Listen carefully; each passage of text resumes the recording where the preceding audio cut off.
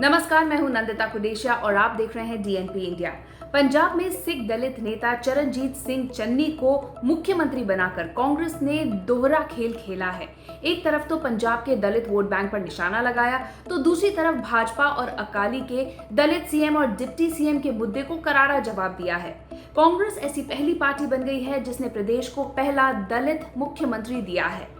आजादी के बाद से अब तक पंजाब में 15 मुख्यमंत्री रहे हैं, लेकिन इन चेहरों में से कोई भी दलित चेहरा अभी तक सामने नहीं आया जिसे नेतृत्व का मौका मिला हो। हालांकि मांग हमेशा उठती रही है। नवजोत सिंह सिद्धू ऐसा ही एक चेहरा चाहते थे। इसे लेकर सिद्धू राहुल गांधी के संपर्क में भी थे।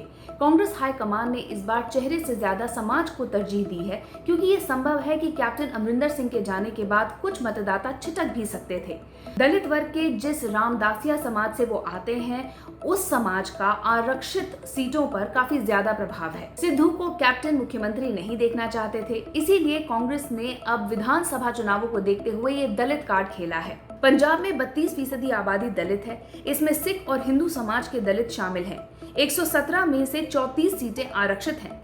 पंजाब में जट सिख कम्युनिटी सिर्फ 19% है, लेकिन अब तक उन्हीं का पंजाब में राज रहा है। चरणजीत सिंह चन्नी के नाम के ऐलान के साथ ही तय हो गया कि पंजाब के मुख्यमंत्री की कुर्सी एक बार फिर से मालवा रीजन से ही रहेगी। सामान्य बोलचाल में पंजाब को 3 इलाकों माझा, मालवा और दोआबा में बांटा जाता है। इनमें मालवा में 69, दोआबा में 23 और माझा में 25 विधानसभा सीटें आती हैं। जाति आधार पर पंजाब की राजनीति में हिंदू, सिख और दलितों तीनों के अलग अलग समीकरण देखे गए हैं। सिख वोटर्स ज्यादातर अकाली दल और कांग्रेस के साथ जाते हैं। कई शहरी क्षेत्रों में हिंदू वोटर्स की पसंद भाजपा रही है। कैप्टन अमरिंदर सिंह की व्यक्तिगत छवि की वजह से कुछ हिंदू वोटर्स कांग्रेस को भी वोट देते हैं। दलित मतदाता बटे हुए हैं। एक बड़ा वर्ग दलितों का कांग्रेस के साथ जाता है और बचे हुए अकाली दल और भाजपा के साथ। आम आदमी पार्टी ने भी पिछली बार अच्छे खासे वोट बटोरे थे। इस बार सभी राजनीतिक पार्टियों की नजर दलित वोट बैंक पर ही है। बहुजन समाज पार्टी के साथ गठबंधन की वजह से अकाली दल को फायदा मिलता दिख रहा था। उधर कांग्रेस और शिरोमणि अकाली दल से नाराज मतदाता अब आम आदमी पार्टी को पसंद कर रहे थे। किसानों की भूमिका भी अहम रहने वाली है। अगर किसान आंदोलन जत्थेबंदियों की इच्छा के मुताबिक खत्म हो जाता है, तो चुनाव के वक्त पंजाब की राजनीति नई करवट ले सकती है। कैप्टन अमरिंदर सिंह की भूमिका को भी नकारा नहीं जा सकता है। उनका नया राजनीतिक कदम भी समीकरण बदल सकता है। अब सवाल ये उठता है कि नया मुख्यमंत्री बनाकर क्या कांग्रेस को फायदा होगा? बिल्कुल। काशीराम पंजाब से ही थे। जब तक वो सक्रिय थे, पंजाब में बहुजन समाज पार्टी बहुत ही स्ट्रॉन्ग थी। वो चाहते रहे कि एक दलित मुख्यमंत्री बने। अब कांग्रेस ये दिखाने की कोशिश कर रही है कि उन्होंने काशीराम के सपने को पूरा किया है। सामाजिक प्रतिनिधित्व देने में वो दूसरी पार्टियों से आगे निकल गई है। हालांकि ये कांग्रेस की एक मजबूरी भी थी। शिरोमणि अकाली दल पहले ही दलित डिप्टी सीएम देने का ऐलान कर चुका है। वहीं भाजपा भी कह चुकी है कि वो दलित मुख्यमंत्री बनाएगी।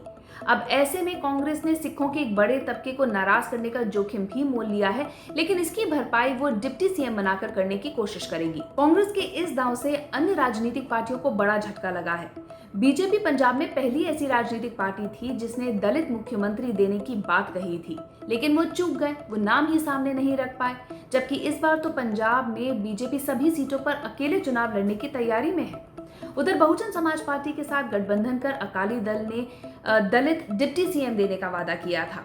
कांग्रेस की इस चाल में अब वो भी फंस गए हैं। वो जितना हासिल करना चाहते थे, उसे पाने के लिए अब उन्हें ज्यादा मोहरे इस्तेमाल करने होंगे। आम आदमी पार्टी की भी नजर थी इस वोट बैंक पर। उन्होंने तो दलित मुख्यमंत्री चेहरे के नाम का ऐलान भी कर दिया था।